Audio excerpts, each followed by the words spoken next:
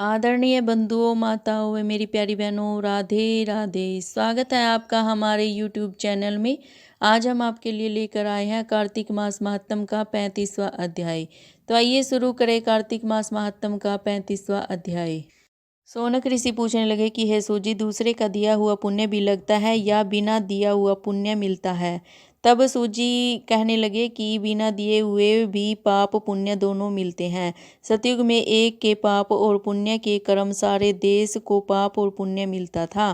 त्रेता में ग्राम को तथा द्वापर में कुल को मिलता था, परंतु कलयुग में केवल करने वाले को ही पाप और पुण्य मिलता है। एक पात्र में भोजन करने वाले को पाप और पुण्य का आधा भाग मिलता है। दूसरे की निंदा करने वाले, सुनने वाले अथवा चिंतन करने वाले को भी पाप पुण्य मिलता है। दूसरे के द्रव्य को चुरा कर दान देने वाले को पाप मिलता है। पाप पुण्य का उपदेश देने वाले को छठा अंश प्राप्त होता है। प्रजा का छठा अंश राजा को मिलता है। शिष्य से गुरु, पिता से पुत्र, स्त्री से पति भी छठा अंश पाते हैं।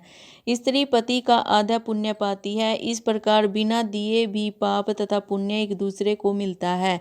इसके अनुसार एक अत्यंत पुण्य देने वाला इतिहास सुनाते हैं। पूर्व काल में उज्जैनी नामक नगरी में ब्रह्मा कर्म से भ्रष्ट, पापी, दुष्ट, बुद्धि रस कंवल तथा खाल बेचने वाला, झूठ बोलने वाला, जुआरी, मदिरा पीने वाला, वैश्यगामी, धनेश्वर नाम वाला एक ब्राह्मण रहता था। वह क्रय विक्रय के हेतु अनेक नगरों में घूमता फिरता था। एक समय वह महिष्मती नगरी में गया और माल बेचने के लिए वह वहां पर 1 मास तक ठहरा। एक दिन उसने नर्मदा नदी के तट पर जप करने वाले ब्राह्मण को देखा।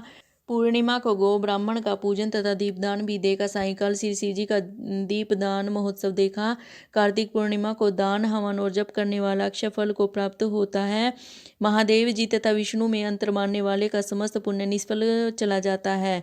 धनेश्वर यह सब उत्सव देखता रहा। उसी रात को एक सर्प ने उसे काट लिया। तब कुछ मनुष्यों ने उनके मुख में तुलसी दल तथा नर्मदा का जल डाला। इसके पश्चात वह मृत्यु को प्राप्त हो गया। यमराज के दूत उसे मारते पीटते हुए यमपुरी ले गए। वहां चित्रगुप्त ने उसको क्रोध की दृष्टि से देखते हुए यमराज से कहा कि यह घोर पापी है, इसने आजीवन एक भी पुण्य कार्य नहीं किया है। तब यमराज ने आज्ञा दी कि इसको खोलते हुए तेल के कढ़ाई में डाल दो, फिर मुदबरों को मार लगाकर कुंभीपाक नरक में डालो। परंतु जब उसको तेल में डाला गया तो खोलता हुआ तेल एकदम शीतल हो गया।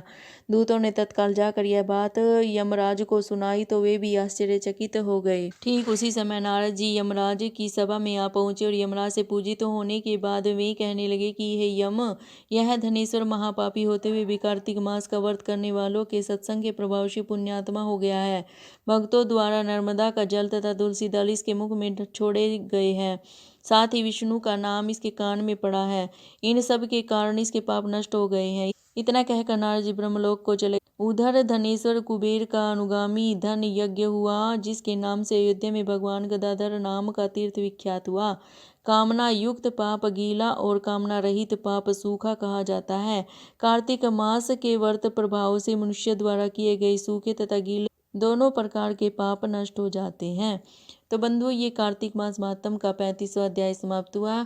अगर आपको मेरी ये जानकारी अच्छी लगे तो प्लीज़ मेरे चैनल को सब्सक्राइब करें, लाइक और शेयर ज़रूर करें। आपका बहुत बहुत धन्यवाद। राधे राधे।